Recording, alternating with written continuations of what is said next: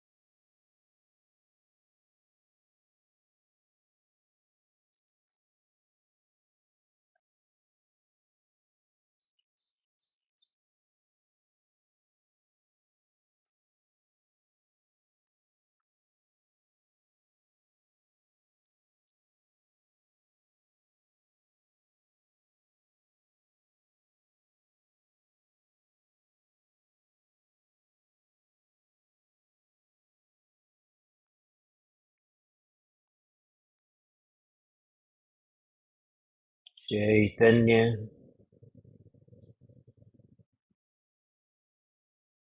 चैतन्य चैतन्य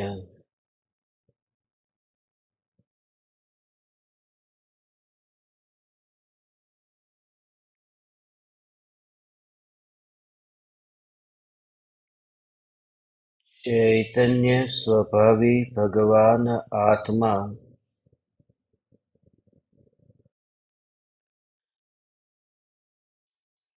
अनादि अनंत शुद्ध चैतन्य मात्र है।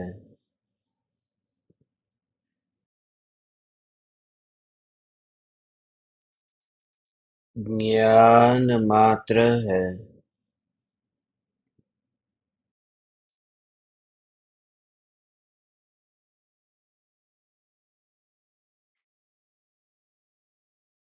मैं शुद्ध चैतन्य मात्र, ज्ञान मात्र,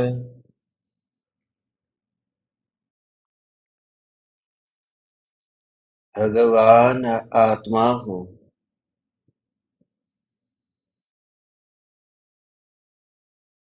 त्रिकाल शुद्ध चैतन्य परमात्मा हूँ।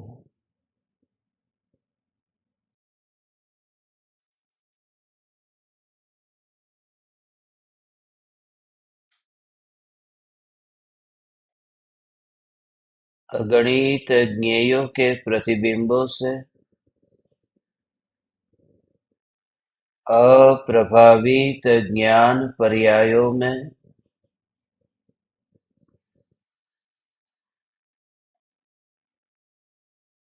एक समय के लिए भी नहीं मिलने वाला, एक समय के लिए भी नहीं सिकुड़ने वाला,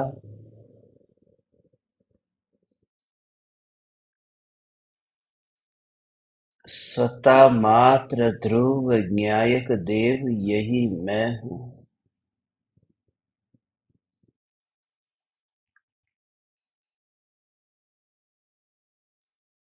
यह देव कोई वितरागी देव नहीं है।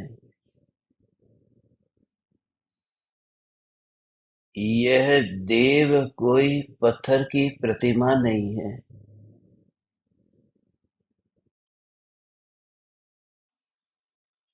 यह ज्ञायक देव ऐसा देव है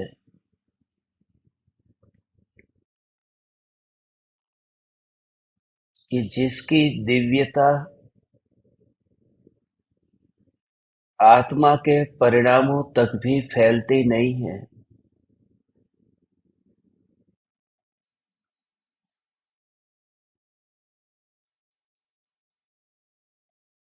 अनंत दिव्य शक्तियों का पुंज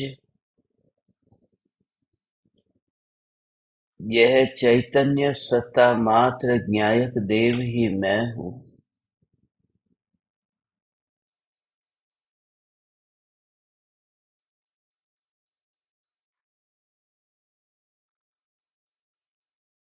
निगोद की अवस्था से लेकर आज तक पर्याय में अनंत दुख भोगा गया। प्रत्येक पर्याय में अनंत दुख का भोग और लोकाग्र शिखर पर विराजमान होकर अनंत काल के लिए अव्याबाध आनंद का भोग, फिर भी जो दुख के भोग या आनंद के भोग से अस्पर्शी सत्ता है, उसे कोई लेना देना नहीं है कि परिणाम में दुख भोगा जा रहा है या आनंद भोगा जा रहा है। परिणाम पर का लक्ष्य करता है या परिणाम अपरिणामी का लक्ष्य करता है। जो अस्तित्व मात्र है, सत्ता मात्र है,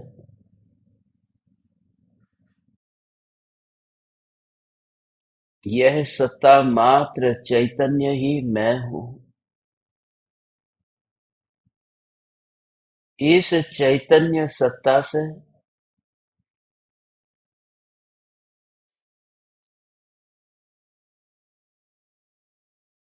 अनंत परिणाम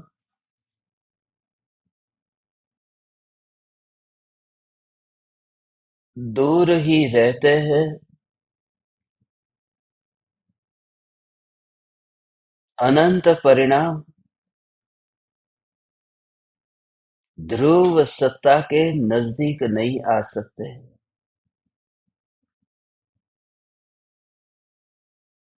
पर्यायों का उत्पाद और व्यय होने पर भी,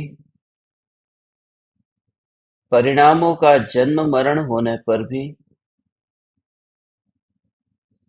ध्रुव ने न दुख मनाया न आनंद मनाया।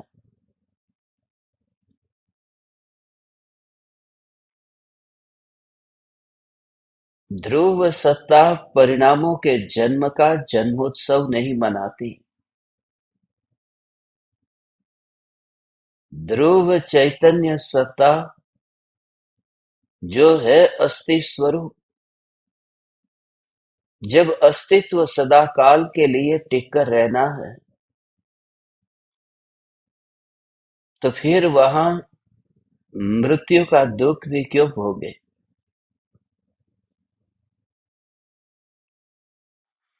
इसलिए अहोभाव आता है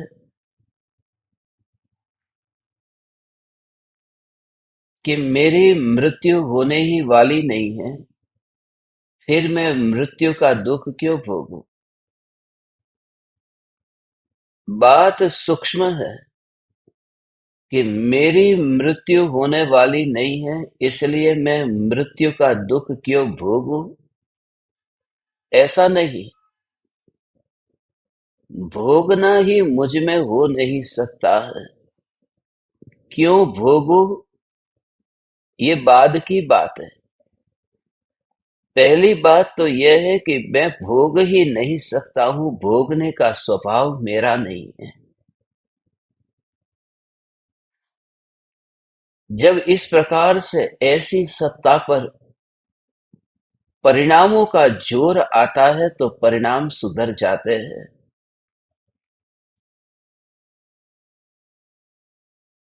परिणामों में निराकुलता आती है।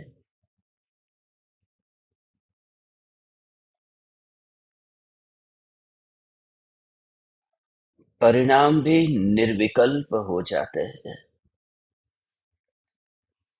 निर्विकल्प के आश्रय से ही परिणाम निर्विकल्प हो सकते हैं, और उसमें भी अभेद रूप परिणमन। जो द्रव्य की शक्ति है, उस द्रव्य की शक्ति का अंतर में ऐसा अनुभव होना कि यही मैं हूं। कारण मात्र इतना नहीं है कि जो ध्रुव चैतन्य सत्ता है यह निर्विकल्प है।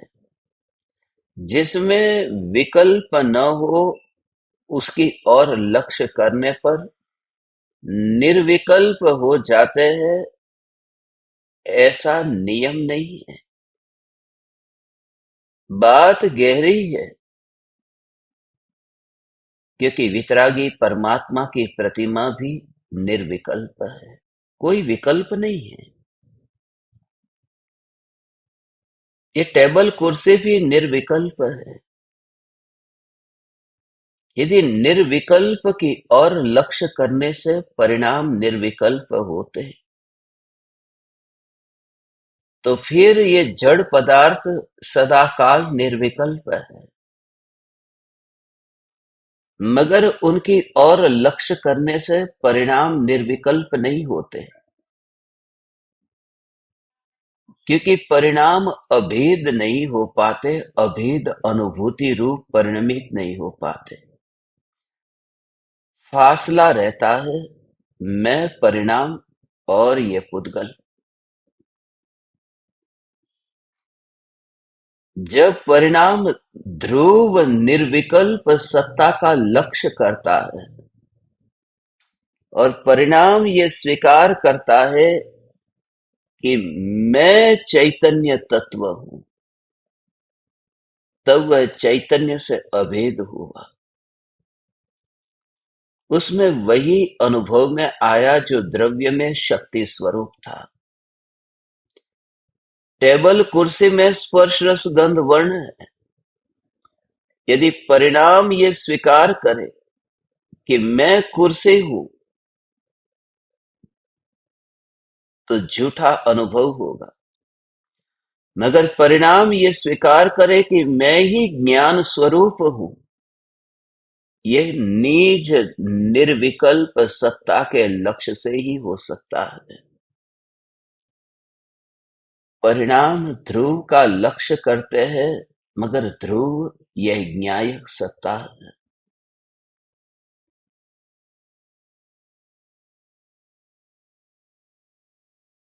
एक समय में ही अनंत परिणाम का विकल्प छूट जाता है।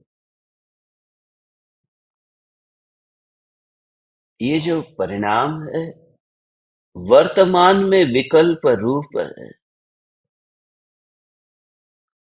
मगर उस विकल्प रूप परिणाम में ज्ञान को खोज ले।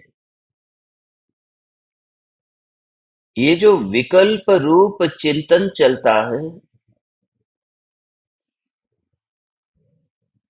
उसमें भी एक अलग से धारा चल रही है। इस धारा को खोज। यह धारा जो है ज्ञान की, विकल्प आकुलतामय होने पर भी ज्ञान सहज रहता है। वह जानना जानना जानना ये सहजता है। ऐसे लक्षण से इस ज्ञान को ही अनुभव कर। ज्ञान मात्र, विकल्प का अनुभव नहीं। ज्ञान ज्ञान ज्ञान ज्ञान ज्ञान। तो अपनी मुट्ठी में जैसे कुछ भी अब रहा नहीं। पहले कंकड़ भी थे, पहले हीरे भी थे, अब कैसे हाथ खुला है। इस हथेली में न कुछ रहा, कंकड़ भी नहीं, हीरे भी नहीं। ऐसे ही ज्ञान की जानन धारा को खुली हथेली की तरह अनुभव कर। यह करूं वह करूं, ये समस्त प्रकार के जो विकल्प है ज्ञान की हथेली बिल्कुल खाली है। ये ज्ञान की हथेली मुट्ठी होकर के अशुभ या शुभ दोनों प्रकार के विकल्पों को बंद नहीं करती है। बस ये जानन जानन जानन धारा है।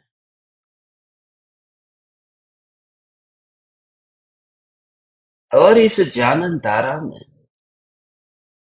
जैसे जैसे तू तत्व विचार करेगा, इस जानन धारा में एक एक एक की दृढ़ता प्रति समय बढ़ती जाएगी। मैं एक हूं, क्योंकि जैसे ही इस हथेली में कुछ भी न देखा, अरे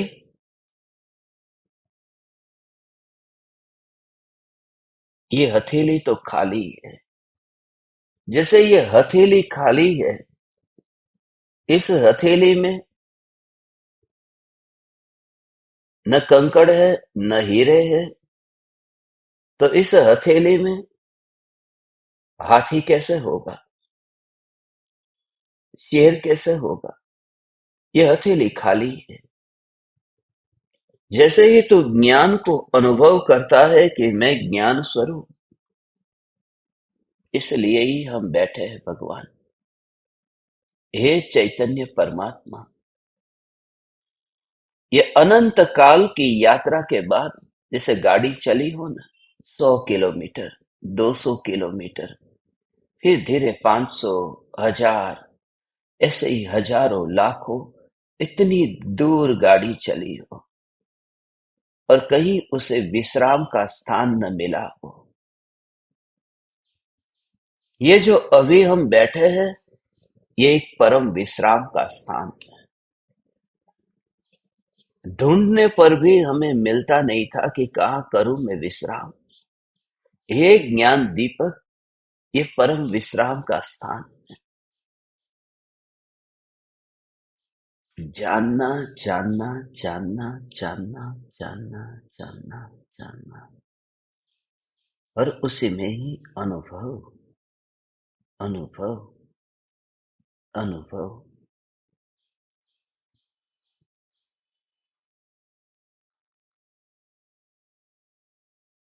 और सब पड़ा हुआ है, सब पड़ा हुआ है। उसका भाव समझा कि वहां कंकड़ भी है। ये रोम रोम पुलकित होता है।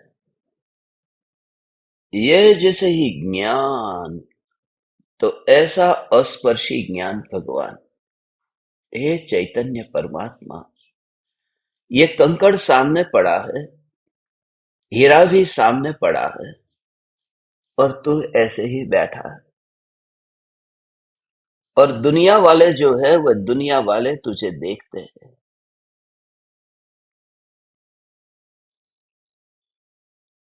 दुनिया वाले जब तुझे देखते हैं कि तेरे पास में हीरे भी है, तेरे पास में कंकड़ भी है, मगर तू क्या करता है? देख, ये जो हथेली है, उस हथेली को ऐसा करके बंद कर देता, माने हथेली को ही अनुभव करता। तो दुनिया वाले को क्या लगेगा? उनको पता ही नहीं है कि तू अपने हाथ का ही अनुभव कर रहा है।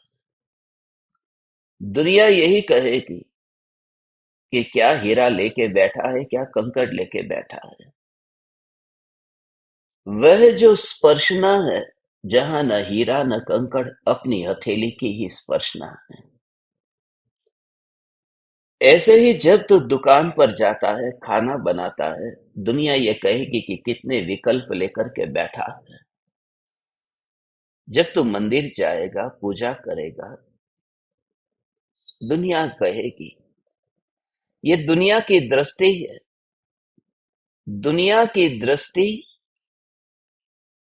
संयोगाधीन है, और तेरी दशा स्वाभाविक है। इन दोनों का भेद जो समझ जाता है, बस वही ज्ञानी है। और ज्ञानी होने की भी रुचि किसको है? बस ये अनुभूति हो रही है। दुनिया उसे ज्ञान नाम दे तो दे, यहां तो हथेली में हथेली ही अनुभव में आ रही है। कोई स्पर्श नहीं हो रहा। कंकड़ भी कठोर है, हीरा भी कठोर है।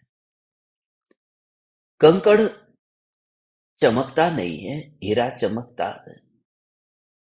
कंकड़ का कोई मूल्य नहीं है, हीरे का मूल्य है। ये सब होने पर भी जिस हथेली में दो में से कुछ भी नहीं आया,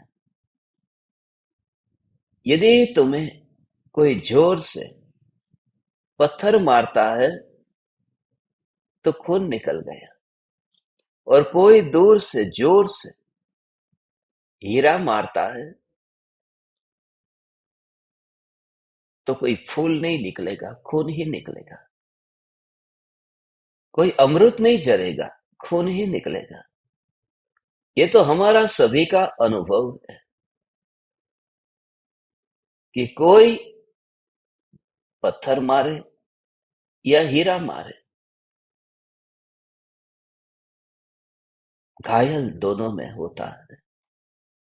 घायल तो वे ही नहीं हो सकते जिनको पत्थर लगे ही नहीं, जिनको हीरे लगे ही नहीं। तो इस ज्ञान में ही यह अनुभव कर, मैं ज्ञान मात्र, जहां अशुभ भाव और शुभ भाव के पत्थर लगे ही नहीं।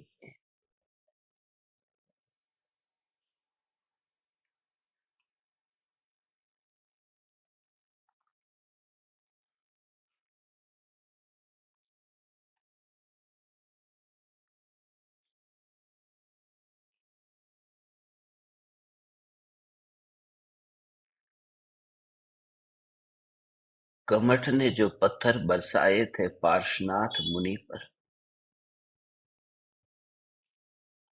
ये तो दृश्य थे, मगर अदृश्य पत्थर जो बरस रहे थे, एक ओर से कमठ मुनि पर पत्थर बरसाता है, मगर कमठ के आत्मा में भी कोई पत्थर बरसा रहा है। वह कमठ नहीं है, दोनों का काम है। वह कमठ नहीं है, वह कर्म है। जब पार्श्वनाथ मुनिराज पर पत्थर बरसाने का विकल्प आया, ये विकल्प भी पत्थर की तरह है, ये कंकड़ है। मगर कमठ का जीव भी उस कंकड़ से अलग है। हथेली सभी की खाली ही खाली होती है, ये सिद्धांत है। निगोदिया की हथेली भी खाली है।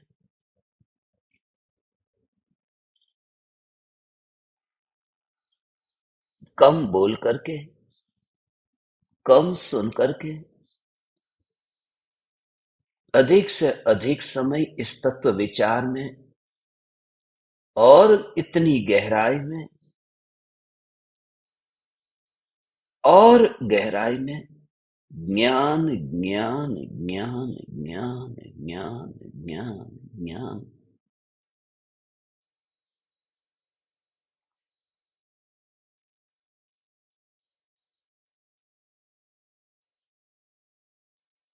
उस प्रकार का भाव आएगा भगवान। यही ज्ञान का ऐसा अंतर का ऐसा सूक्ष्म भाव है। ये चैतन्य परमात्मा, यह ज्ञान मात्र जिसमें कुछ ग्रहण नहीं हुआ, अनुभूति मात्र। अब भय नहीं रहेगा, हथेली का क्या होगा?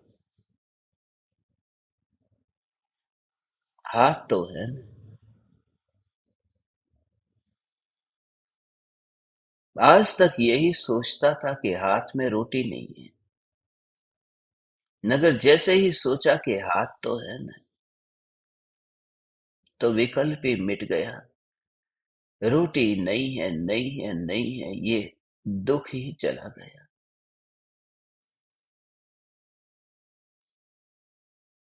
यही सूक्ष्मता है।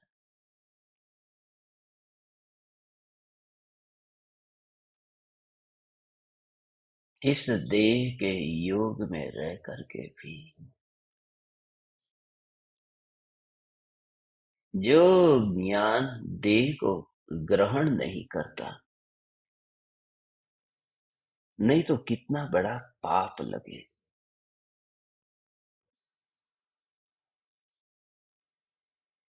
ऐसा अंदर में कभी भाव आया है? मैं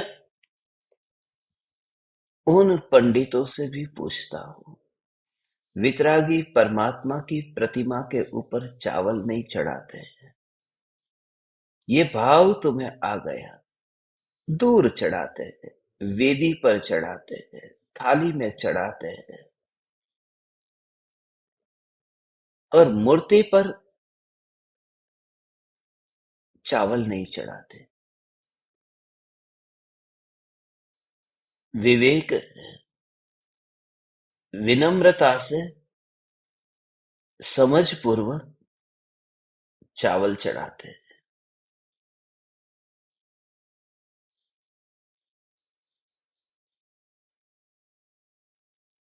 क्योंकि परमात्मा की प्रतिमा पर वहां चावल शोभा नहीं देता। रागी देवी देवता होंगे तो भी उनके सामने लड्डू चढ़ाए जाएंगे। जो भी चढ़ाया गया वह भी उनकी मूर्ति पर नहीं होगा।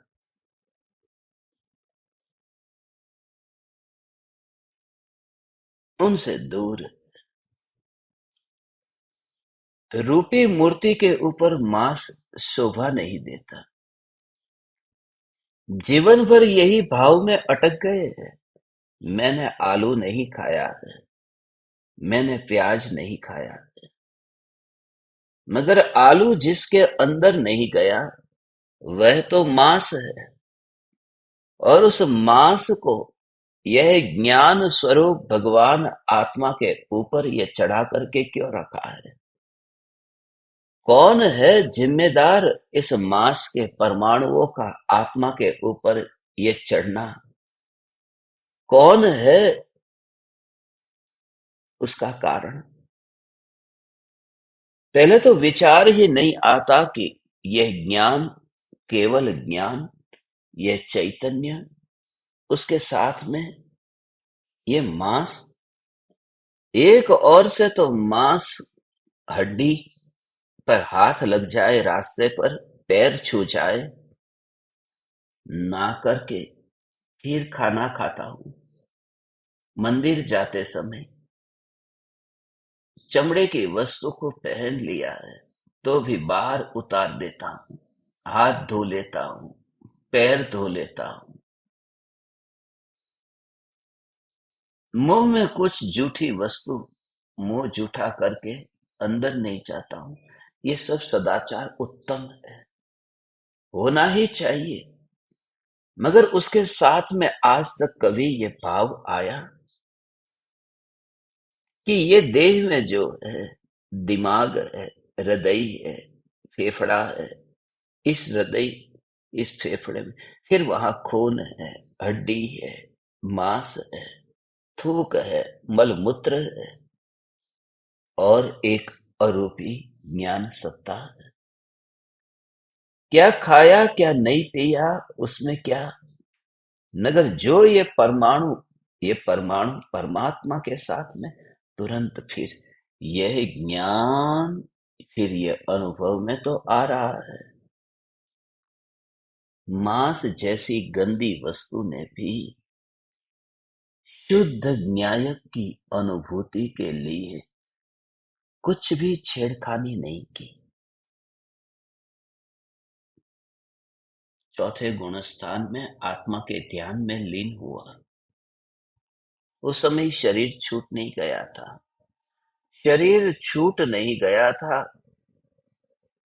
मुनि आत्मा के ध्यान में लीन है। शरीर छूट नहीं गया। मांस है न। कैसा ये ज्ञान का वेदन के मांस कुछ भी नहीं करता। अब ये हीनता भी क्यों कि मांस के पास में रहता हूं। मैं तो ऐसा अनुभूति स्वरूप भगवान आत्मा हूं कि मांस के पास में रह कर के भी मेरी अनुभूति में मांस नहीं आता। मेरी ये अनुभूति कितनी अप्रभावित रहती है। पर से अस्पर्शी, पर से अप्रभावित यह अनुभूति।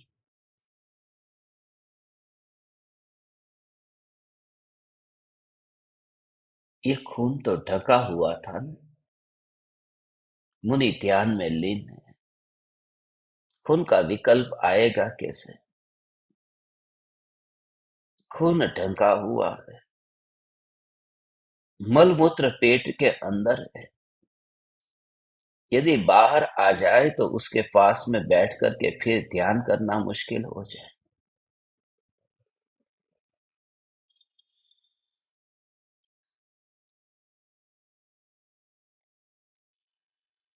साधना में बहुत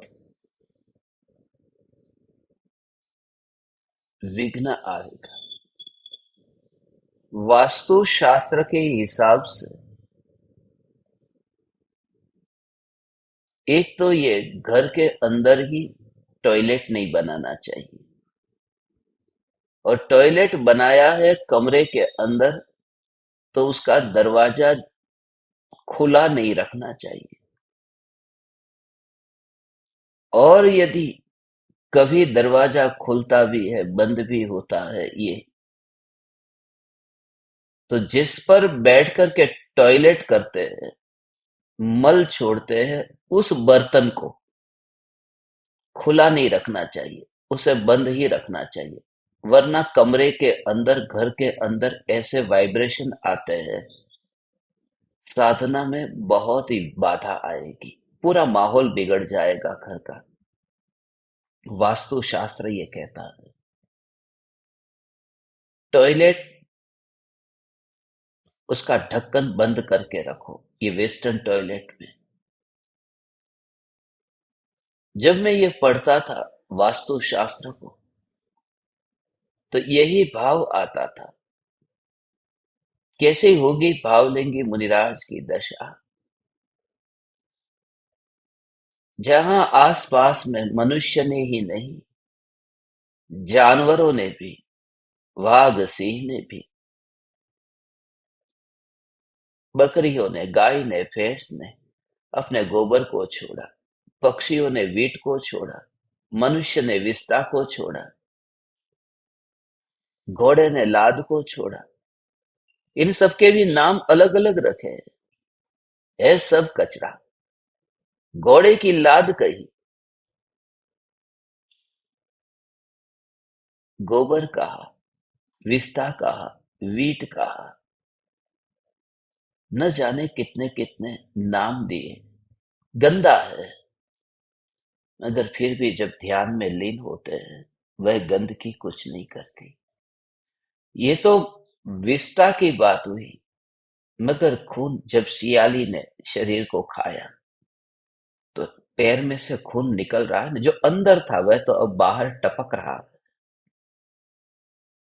मांस भी बाहर निकला न। चमड़ी के आवरण में ढका हुआ जो मांस था वह बैर बिखेर हुआ न। फिर भी निर्विकल्प ध्यान भंग नहीं हुआ। माने मैं ऐसा ज्ञान स्वरूप चैतन्य हूं, मैं हीनता का अनुभव क्यों करूं कि ये देह, ये शरीर मलिन, अरे भगवान ये कहां मैं आ गया। नहीं, तू ज्ञान ज्ञान ज्ञान का ही अनुभव कर, बस अंदर डुबकी लगा।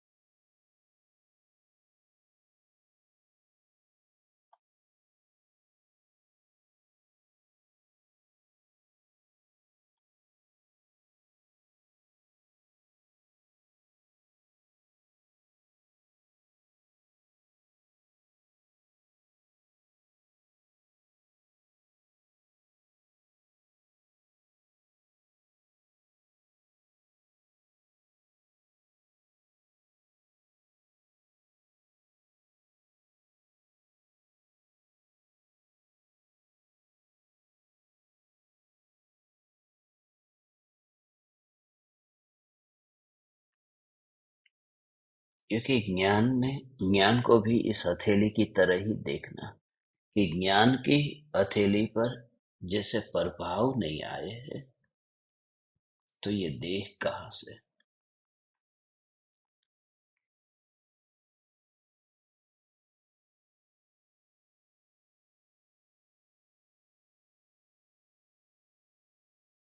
देह से दूरी रखते हुए ज्ञान की हथेली को, ऐसा जो रहस्य कहा न, बस ये जो हाथ को ऐसे घुमाया,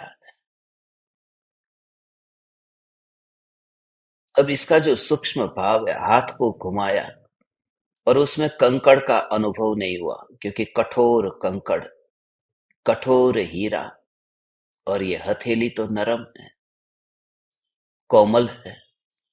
तो दोनों को लक्षण से अलग, एक है आकुलतामय, पाप कंकड़, पुण्य हीरा, मगर जो ज्ञान है वह तो निराकुलता, तो स्पर्शना और अनुभूति निराकुलता की ही होती है। तो विकल्प के काल में भी ये कैसे होगा, और उस समय कहाँ से शुरुआत होती है, बीच में कैसे परिणाम आते हैं, और स्पर्शना के काल में उन कंकड़ पत्थरों का क्या होता है, उसका अभी प्रयोग करना है। आप सभी तैयार हो जाइए इस प्रयोग के लिए।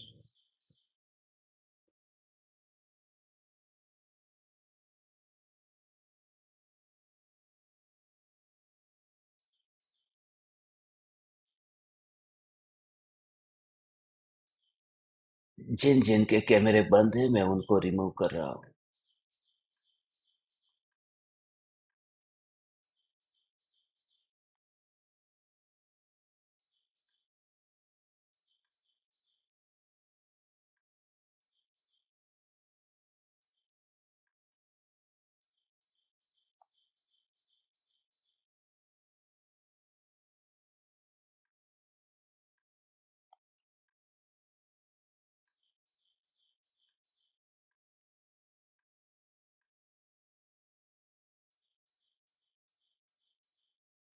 हम्म,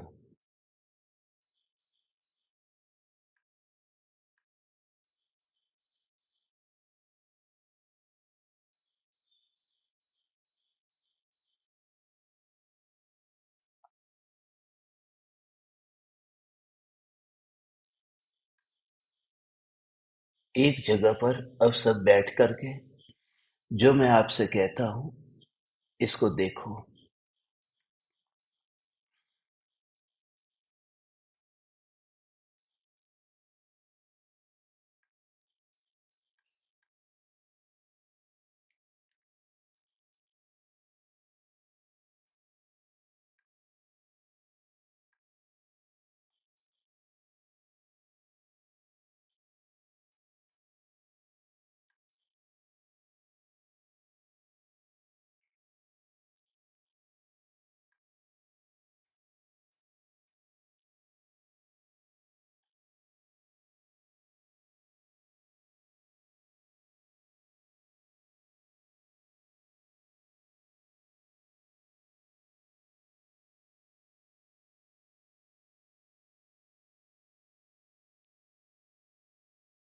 पहले मैंने आपको ये दृष्टांत दिया, ये हथेली है और इस हथेली में संयोग की वजह से, निकटता की वजह से ऐसा लगता है कि बस इसका मालिक कौन है। स्टेशन पर हो, एयरपोर्ट पर हो तो ऐसा होता है ना। सामान जिस व्यक्ति के पास में है, छुआ नहीं है उसने, मगर ऐसा लगता है कि जैसे ये सामान जो है, ये सामान उस व्यक्ति का होगा, पास में है। आसपास में कोई खड़ा ना हो तो ये मानने को तैयार नहीं होते, बस कोई इसका मालिक है। दोनों एक ही आत्मा में होते हैं। एक जानना, जानना, जानना, और दूसरा जो है वह दूसरा है राग का विकल्प। राग का विकल्प माने शुभ भाव अशुभ भाव, ये एक आत्मा में से उत्पन्न होते हैं। जैसे दूध गाय में से निकलता है और मूत्र भी गाय में से निकलता है, वो एक ही गाय है और उसी शरीर में से ये दोनों निकलते हैं। मगर यहाँ जो ज्ञान है, ये ज्ञान का जानना, ये भगवान आत्मा में से उत्पन्न हुआ है। और इस ज्ञान के जानने ने किसी से अवलंबन लिए बिना ही जानना, जानना, जानना, ये कार्य हुआ। जो राग द्वेष के विकल्प है उसको ऊपर से किसी ने पुश किया है, वह है उदय। पाप करने का कंकड़, पुण्य करने का हीरा, ये ऊपर से आया है, ये ज्ञान में से नहीं निकला। तो जैसे ही ये विकल्प उत्पन्न हुआ और ज्ञान, ज्ञान, ज्ञान की स्पर्शना से, जैसे ये हाथ है, उस हाथ को ऐसे ही ऐसे छुओ, तो छूने पर जो ये अनुभव हो रहा है, कभी लगा कि उसने मुझे छुआ? अपने ही हाथ में ऐसा करते हैं, उसने मुझे छुआ ऐसा नहीं लगता। दो बात है, उसने मुझे छुआ ये भी नहीं, और मैंने उसे छुआ ये भी नहीं, बस मुझे अनुभव हो रहा है ये। तो जो ज्ञान का असंख्य प्रदेशों में विस्तार है, जिस समय ये ज्ञेय ज्ञान में प्रतिबिंबित होता है, तो असंख्य प्रदेशों में ऐसी अवस्था भी तैयार हुई है, मगर वो अवस्था में अपने ही परिणमन का अनुभव करता हुआ ज्ञान अपने ही प्रदेशों पर रह करके पूरा अनुभव करता है। यहाँ है ना, यहाँ कंकड़ है, कंकड़ है, तो कंकड़ यहाँ पर हथेली पर रिफ्लेक्ट नहीं होता है, प्रतिबिंबित नहीं होता। कंकड़ का आकार अलग है, हथेली अलग है। मगर यहाँ क्या होता है कि जैसे आकार में जैसा रूप क्रोध का है, ऐसा ही ज्ञान का होता है, हथेली भी ऐसी होती है। मगर ज्ञान की ही अनुभूति हो, ज्ञान की ही अनुभूति हो, तो अनुभूति, अनुभूति, अनुभूति, अनुभूति, ये कांस्टेंट धारा चलती रहती है। अब हथेली को ऐसे ऐसे किया, अब तुम्हारे पास में अभी हीरा पड़ा है। अब कोई व्यक्ति हीरे को छोड़ करके चला गया, लेकर के चला गया, और फिर कंकड़ छोड़ के गया, और तुम्हें ऐसा ही यहां पर अनुभव हो रहा है। आंखें तुम्हारी बंद है और यहां अनुभव हो रहा है। तो जो लोग भी दुनिया वाले क्या कहेंगे ये तो हीरे वाला था, अब क्या कहेंगे, ये कंकड़ वाला है। मगर तू कौन है कि बस यहां तो मैं अपना अनुभव कर रहा हूं, यही अनुभव में आ रहा है। तो बिल्कुल ऐसे ही ज्ञान, ज्ञान ही अनुभव में आएगा। अरे आ रहा है, ऐसा ज्ञान ही अनुभव में आ रहा, अनुभव में आ रहा है। तो बस,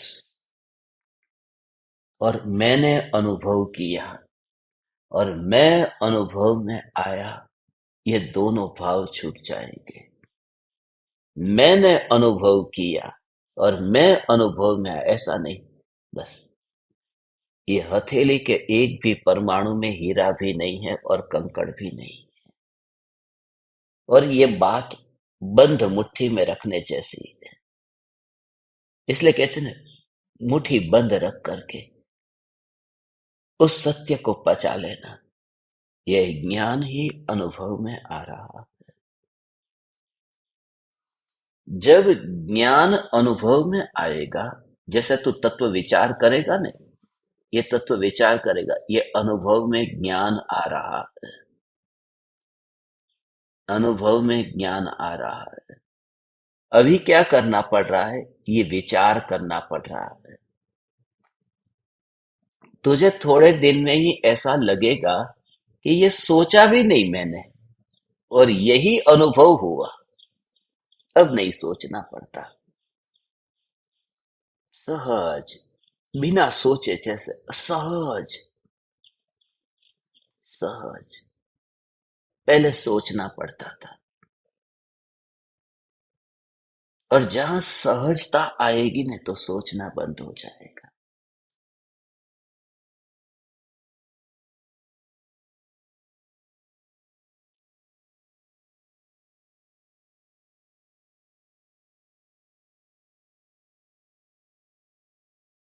ज्ञान, ज्ञान, ज्ञान।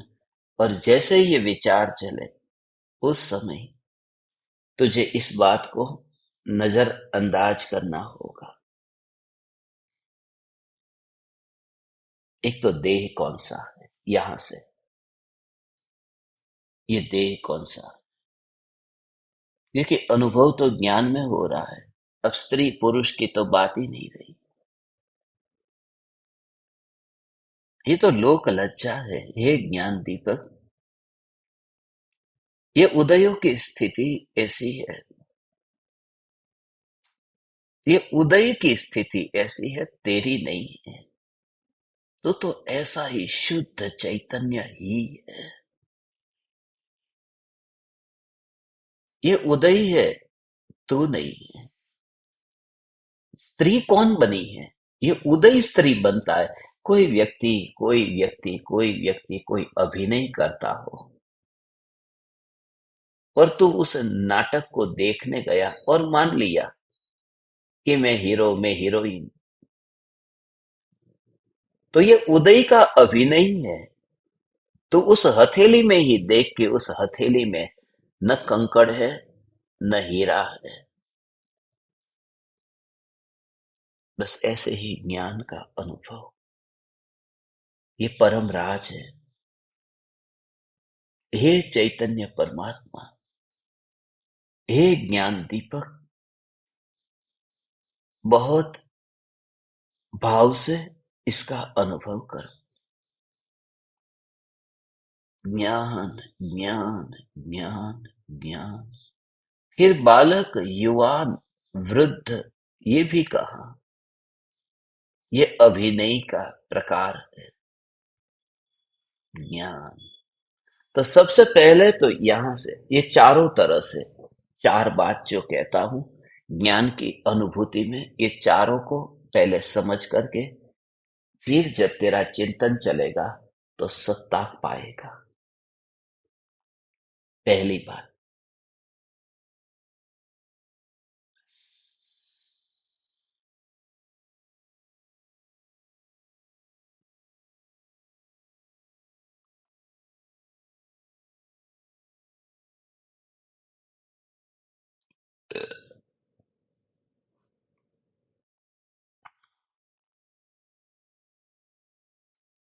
ज्ञान की ही अनुभूति है और कुछ भी नहीं है। और ज्ञान की अनुभूति में अनुभूति ज्ञान की है ना, बस। स्त्री की नहीं है, पुरुष की नहीं है, अनुभूति ज्ञान की है। स्वभाव को देखेगा नहीं, बस ऐसा ही, उसको ऐसे ही देखना है। अग्नि है तो अग्नि में अग्नि है, अग्नि स्त्री है कि पुरुष है? तो क्या उष्णता से जो भरपूर है। हमने तो आज तक विचार ही नहीं किया ये शब्द ऐसा हो सकता है। आग लगी, अग्नि लगी, ये ऐसा हो सकता है? ये शब्द ऐसा स्त्रीलिंग पुल्लिंग होता है, मगर अग्नि, ये जो स्वभाव है, वो स्वभाव थोड़ी स्त्री है।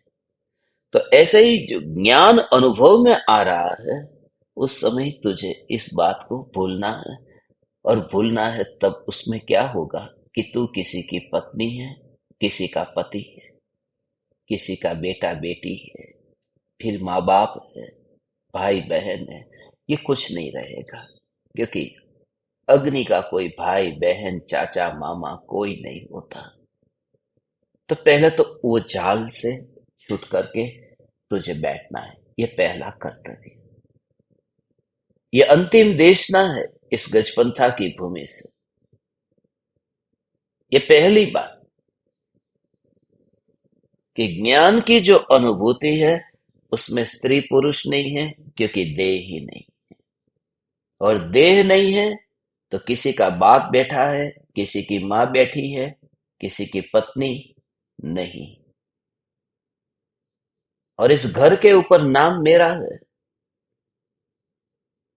ये कपड़े मेरे हैं, ये सोना चांदी मेरा है, तो सब छूट जाएगा, क्योंकि देह अनुभूति रूप परिणमित नहीं हो रहा है।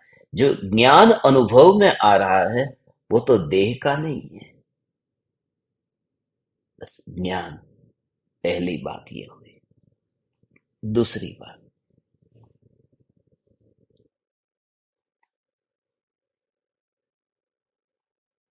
जब ज्ञान की अनुभूति, जब तेरे अंतर में ये विचार चले,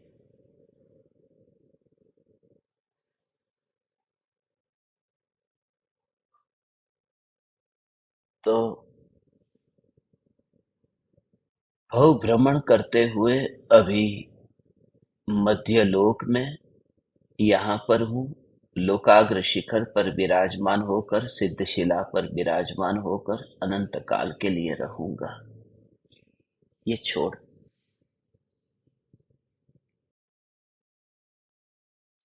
हमारा महापुण्य का उदय है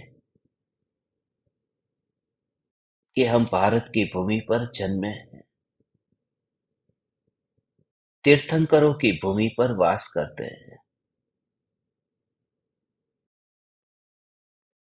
इस दुनिया में ऐसी भूमि है, ऐसे ऐसे देश है,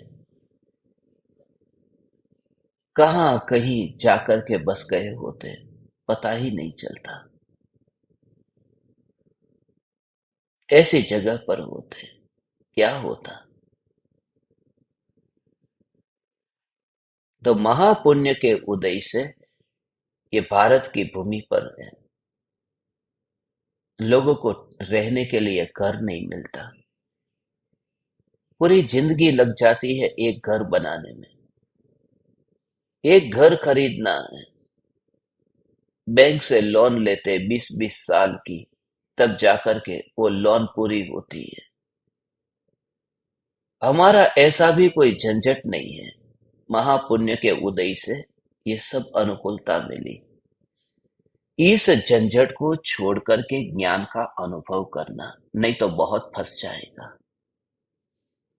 जिस जगह पर बैठा है उस जगह पर नहीं, ज्ञान का आसन ही लगा है और कुछ नहीं है। चटाई लगाई है, कुर्सी लगाई है, सोफा लगाया है, नहीं, ज्ञान के आसन पर ही ये परमात्मा है।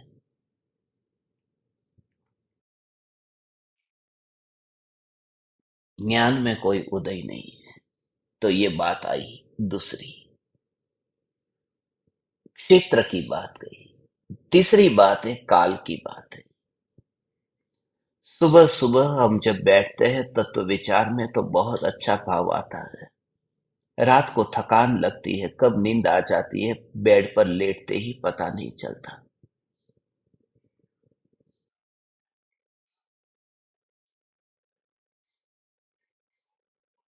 थकान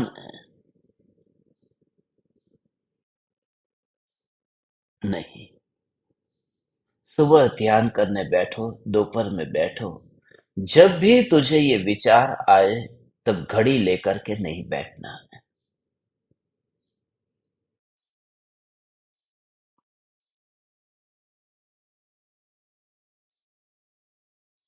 ये लेके नहीं बैठना है। ये आपको मैं क्या कहूं, कौन समझे। कहीं पर भी इतने आगम है, इतने शास्त्र है, कहीं पर भी एक आगम को कोई ला करके बताए। मेरे पास में मैं निवेदन करता हूं जिसमें घड़ी लेकर के बैठ करके सामायिक करने का बताया गया हो। दिगंबर का नहीं, दिगंबर हो, श्वेतांबर हो, स्थानकवासी, देरावासी, एक शास्त्र लेकर के आओ जिसमें यह लिखा हो।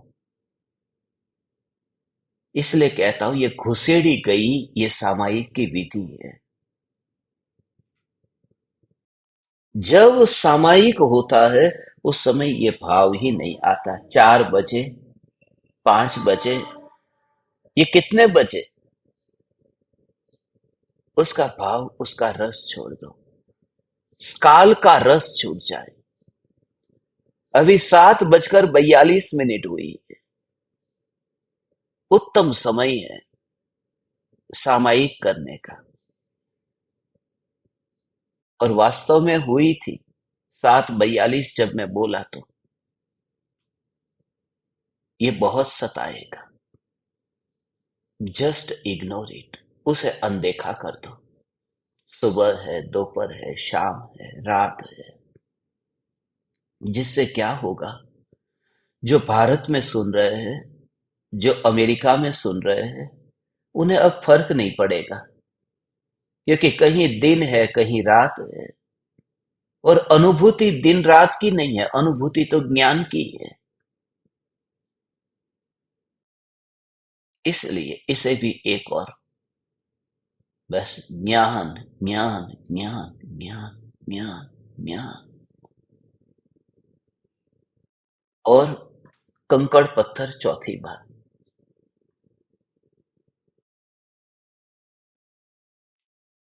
चौथी बात, शुभ भाव है अशुभ भाव है नहीं, अनुभूति ज्ञान की है।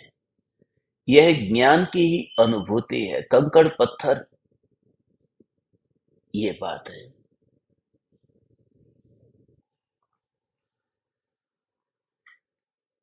चार बात कही, द्रव्य, क्षेत्र, काल और भाव। जो अनुभव में आता हुआ ज्ञान है, वहां स्त्री पुरुष आदि, वहां देह आदि संयोग नहीं है। ज्ञान की ही अनुभूति है, वहां विदेह क्षेत्र परत क्षेत्र की अनुभूति नहीं होती। वहां मध्यलोक ऊर्ध्वलोक की अनुभूति नहीं होती। अनुभूति स्वभाव की होती है। स्वभाव अनुभव में आता। स्त्री पुरुष नहीं, स्वभाव। भरत विदेह नहीं, स्वभाव। रात या दिन नहीं, स्वभाव। कंकड़ पत्थर नहीं, स्वभाव। बस ये 8 शब्द याद रख लेना। चार के जोड़े में, एक एक में एक जोड़ा जो हुआ। द्रव्य कहते ही स्त्री पुरुष, क्षेत्र कहते ही तुम्हें याद रहे इसलिए। द्रव्य कहते ही स्त्री पुरुष, क्षेत्र कहते ही भरत विदेह, काल कहते ही दिन रात, और भाव कहते ही ये कंकड़ पत्थर। ये दृष्टांत से याद रख लेना। वो शुभ भाव अशुभ भाव जो यहां अनुभव में आ ही रहा है और तुम्हें आ रहा है, आ ही रहा है, आ ही रहा है। उसे नहीं आ रहा है जो इस स्क्रीन के ऊपर दिख रहा है, उसे नहीं आ रहा है। उसमें तुम भी और मैं भी सब शामिल है। जो भी स्क्रीन के ऊपर दिखता है वह अनुभूति नहीं है,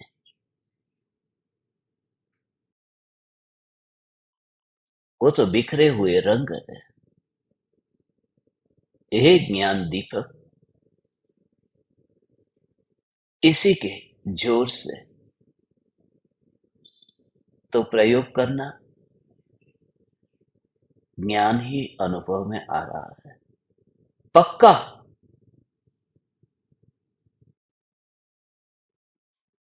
मैं तुझे सिद्धपुर में मिलूंगा पक्का, इतना ही अनुभव, क्योंकि परिणाम ऑटोमेटिक पलट जाते हैं, परिणाम ध्रुव में ही सरक जाते हैं फिर। बस तुम देखते हो ना भगवान, ये बात कितनी कितनी कितनी गजब की ये बात थी। और धर्म के ग्रंथों में हमारा कैसा ये सद्भाग्य अभी चल रहा है। धर्म के ग्रंथों में ये स्त्री यहाँ, ये स्त्री ऐसी वैसी वैसी कैसी कैसी बातें लिखी है, जिन जिन ग्रंथों की कि है धर्म के, मगर वहां पर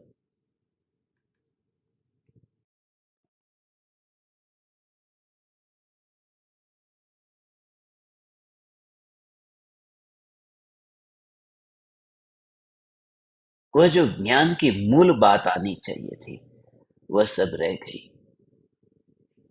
स्त्री नरक का कारण है, ये बातें बहुत आई, मगर ज्ञान की अनुभूति में न स्त्री है न पुरुष है।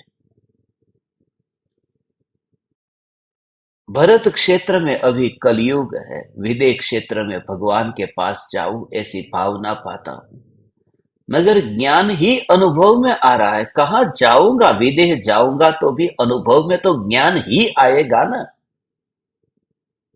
विदेह जाऊंगा तो कोई सिमंदर थोड़ी अनुभव में आएंगे। वो जो अनुभूति की बात है वह बात एक और रह गई।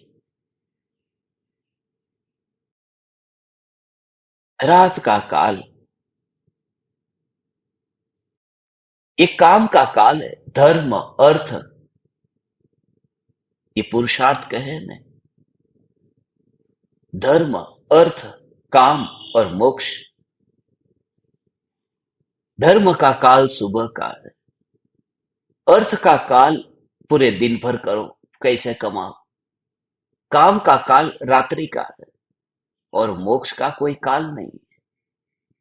वो कभी भी 24 घंटे हो सकता है। ये चौथा, ये मोक्ष पुरुषार्थ तो कभी भी हो सकता है। ये बात सब करते हैं। हम तो ये कहते हैं कि मोक्ष कभी भी हो सकता है, नहीं, जो हो ही रहा है वह ज्ञान स्वयं मोक्ष है।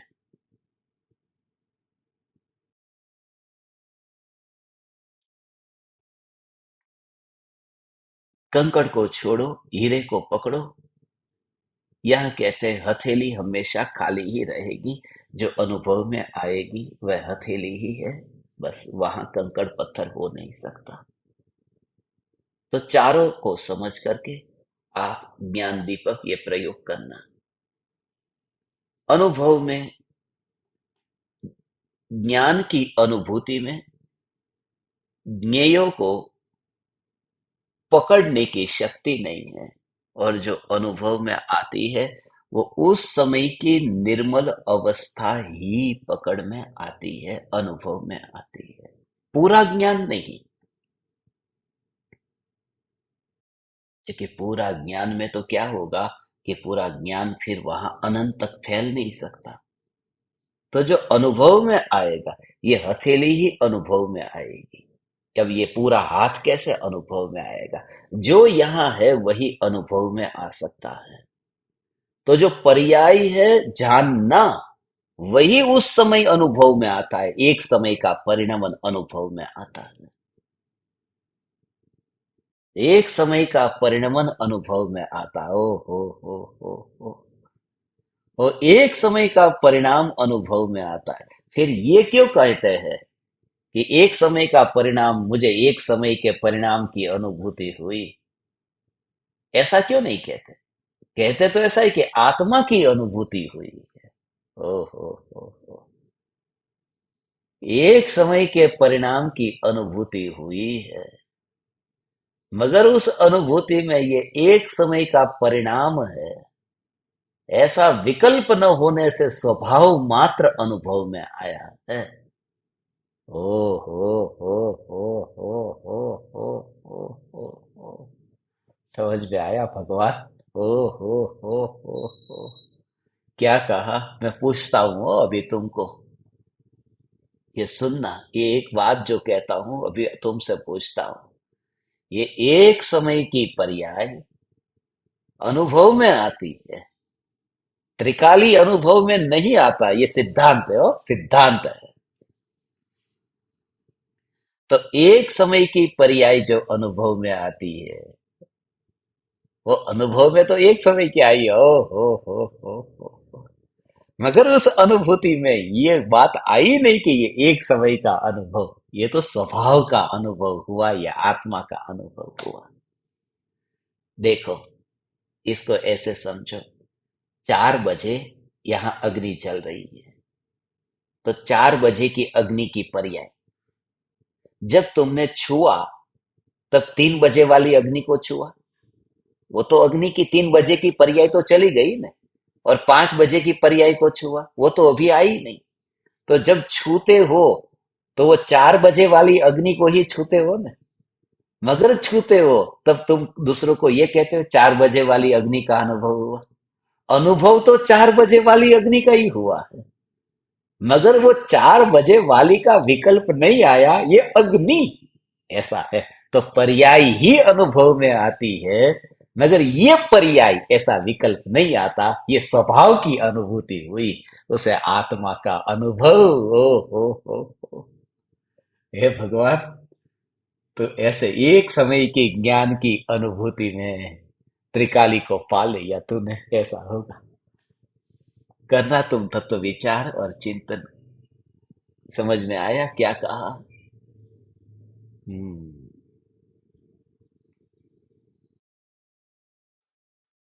एक समय की पर्याय अग्नि की अनुभूति, 4 बजे की अग्नि अनुभव में आई। अनुभव में तो 4 बजे की अग्नि अनुभव में आई, मगर ये 4 बजे की अग्नि है, ऐसा विकल्प नहीं आया। हो समझाणु काई?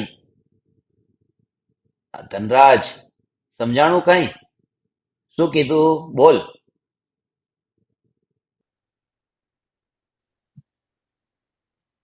हाँ।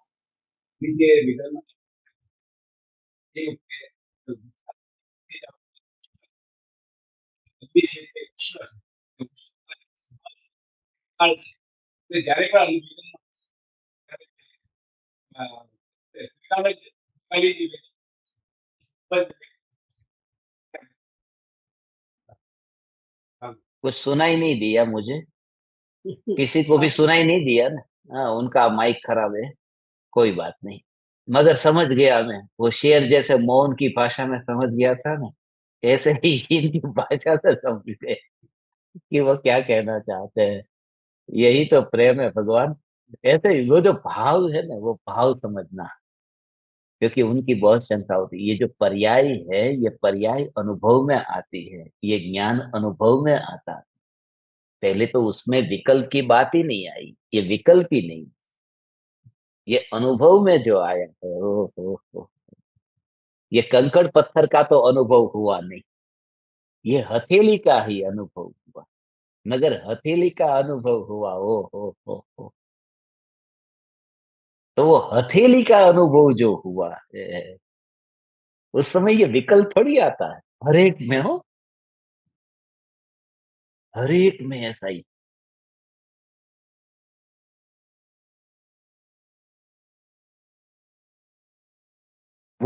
एक समय की पर्याय जो है, वो पर्याय की बात है, एक समय की पर्याय है, मगर वहां वो पर्याय नहीं लेना, पूरा स्वभाव ग्रहण करना, पूरा स्वभाव ग्रहण करना है, ऐसा हो, ऐसा हो, ऐसा हो। अब तू है 21 साल का, और जो वधू है जिसके साथ में तेरी शादी होने वाली, वो 18 साल की। ऐसा होता है ना, 21 साल का लड़का और 18 साल की लड़की। तो 18 साल की लड़की है, तो 21 साल के लड़के ने गले में जो माला पहनाई है, वो कौन सी 18 साल की लड़की को पहना है। अब वो 18 साल की लड़की चली गई और 19 साल की हो गई, तो फिर तलाक हो जाएगा? तलाक नहीं होगा, कि अब वो तो 18 साल वाली को जिसको वरमाला पहनाई थी, वो तो चली गई ना, वो पर्याय तो खत्म हो गई, कि भाई वो 18 साल वाली को ही वरमाला पहनाई थी, मगर 18 साल का विकल्प करके नहीं पहनाई थी। ये लड़की है बस, ये मेरी हो गई बस, वो जो ऐसा भाव है, तुमको वरमाला के बिना समझ में नहीं आता, इन्होंने पहनाई है, ऐसा है। भगवान, किसी को कुछ कहना है तो कहो।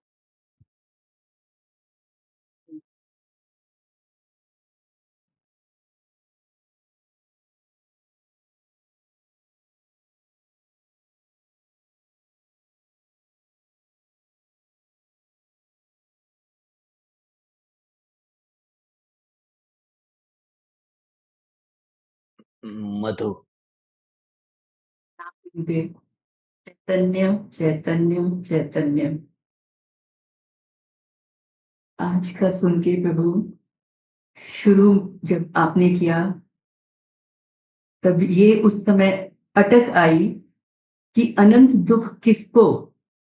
पर्याय तो एक समय की, और फिर क्या चला सामने जब बैठी हूं तो अब पर्याय उदय भी हो रही है, नष्ट भी हो रही है, तो अनंत दुख का बोझ खत्म है ही नहीं।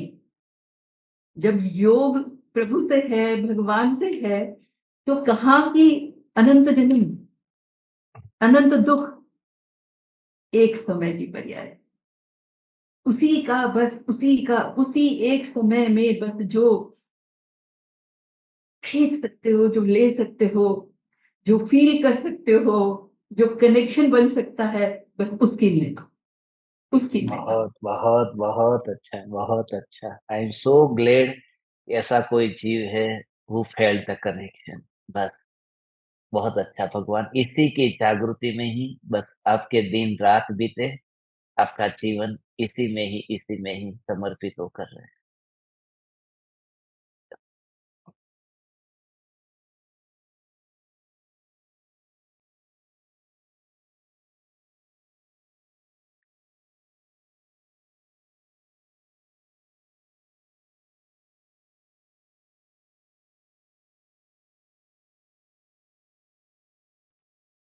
राम हाँ। गुरुदेव। चैतन्य चैतन्य चैतन्य। गुरुदेव, आज आप सत्संग कहते कहते मेरा आज प्रयोग चला। जिस आप कह रहे थे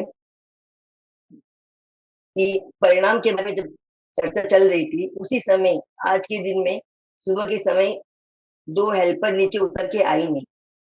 उसी समय पोती को स्कूल जाना है, 8 महीने का बच्चा उठ गया, इधर इनको नाश्ता देना है, और मेरे इधर में सत्संग में सुन रही हूँ, पर अंदर में मेरे उथल पुथल चल रही कि वो अभी तक उठ के नहीं आई। तो उसी समय मैंने अपने रागादि धारा को भी ख्याल में ले रही हूँ, उथल पुथल को ज्ञान में जानना जानना भी ख्याल में ले रही हूँ। इधर आपके सत्संग में भी वही वाणी आ रही है, उसी समय ये सब काम साथ में चल रहे हैं उसी समय भी। तो मैंने आज प्रत्यक्ष अनुभव किया कि ज्ञान में जानना जानना जानना, एक धारा चल रही है और एक धारा में रागादि भाव चल रहे हैं। उसी समय में आकुलता को भी मैं अंदर महसूस कर रही हूँ, आपकी वाणी को भी मैं टैली कर रही हूँ, सबको बराबर एक साथ में सब काम हो रहे हैं। लेकिन उसी समय मेरा जोर जानना जानना जानना जानना जानना जानना, ज्ञान में ज्ञान, ज्ञान में ज्ञान, क्योंकि मुझे वो आकुलता बर्दाश्त नहीं हो रही उस समय में। और उसी समय अरे मैं तो सत्ता स्वरूप हूँ, मुझे तो कुछ होता ही नहीं है, मुझ में तो कुछ आता ही नहीं, ये सब बाहर में है। इस तरह के उस समय ये परिणाम मेरे चल रहे थे उस समय में। और उसी समय में जब मुझे अंदर में विश्राम आया, उसी समय आपके शब्द आए कि परम विश्राम को पाते हैं। आवाज आ रही है प्रभु? बिल्कुल आ रही है। उसी समय जब मैं फील कर रही थी, जैसे सत्ता स्वरूप में आके विश्राम का अनुभव कर रही थी, आकुलता व्याकुलता से हटकर, उसी समय आपके शब्द मुंह से निकले कि परम विश्राम को पाते हैं। तो ये मैंने आज प्रत्यक्ष अनुभव किया। दूसरा आज जी जी। मैं एक और अपना अनुभव बताती हूँ। प्रभु 2021 में जब मैंने ज्वाइन किया था, तो उस समय में ज्ञान की अनुभूति की धारा मेरे को चल रही थी, लेकिन इतनी गहराई में नहीं थी मैं। जिस जगह मैं 15 साल का संघ छोड़ के आई, ज्ञान में ज्ञान की अनुभूति मेरा वहाँ अंतिम वाक्य था, और यहाँ मेरे ज्ञान में ज्ञान की अनुभूति सूर्योदय था। शुरुआत से लेके अंत तक आपकी वाणी में निरंतर ज्ञान ज्ञान ज्ञान। तो मुझे बात भा गई। वहाँ 15 साल का छोड़ने मुझे एक समय भी नहीं लगा। लेकिन जब से मैंने आपको ज्वाइन किया इधर के सत्संग को, और मैंने ये अप्लाई किया ज्ञान में ज्ञान की अनुभूति, जो जो उदय घर में आते हैं।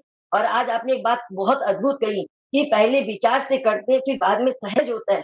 तो मैंने पहले पुरुषार्थ से विकट से, आपके उस समय में डिप्रेशन वाले, रोग वाले जो भी सत्संग आते थे, सब में ज्ञान की अनुभूति वो सत्संग में बार बार सुना करती थी, समय का सदुपयोग और उस समय में। तो अब मुझे आपकी बात आज एकदम सच सच कहा कि बाद में ये सहज हो जाता है। तो जो मैं 2021 से पहले जिन जिन बातों में मैं आकुलता भोगती थी, और आज जब वो उदय शुरू होता है, उससे पहले मेरी माला शुरू हो जाती है उसी जगह पर, ज्ञान में ज्ञान की अनुभूति, ज्ञान में ज्ञान की अनुभूति। वो माला फेरते बहुत फेरते अच्छा, आज मेरी सहज दशा। बहुत अच्छा। प्रभु बस आप सभी साधकों की ऐसी ही दशा रहे, बनी रहे, और भेद ज्ञान करते हुए आप सब उस परम दशा को पाए, ऐसी भावना पाते आज पूरे दिन भर आप सब ये साधना का प्रयोग अभ्यास करना। आज शाम को 7:42 प्रणाम। पर 7:42 पर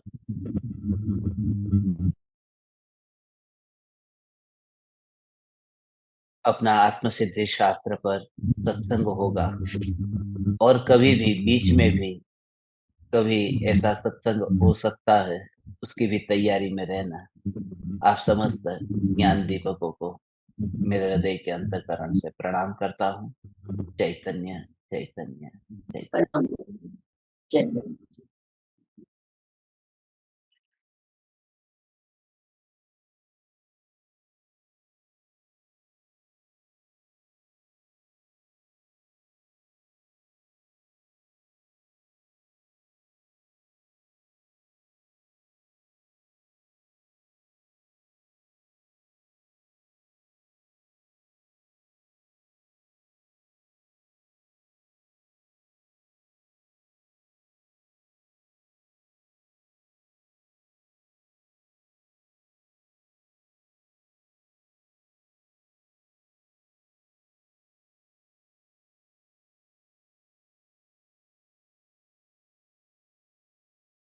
अहो अहो श्री सद्गुरु करुणा सिंधु अपार, इस पामर पर प्रभु किया अहो अहो उपकार, अहो अहो उपकार। देह सहित जिनकी दशा वरते देहातीत,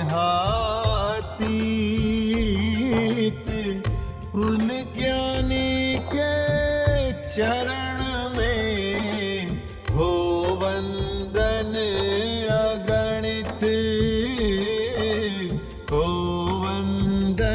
अगणित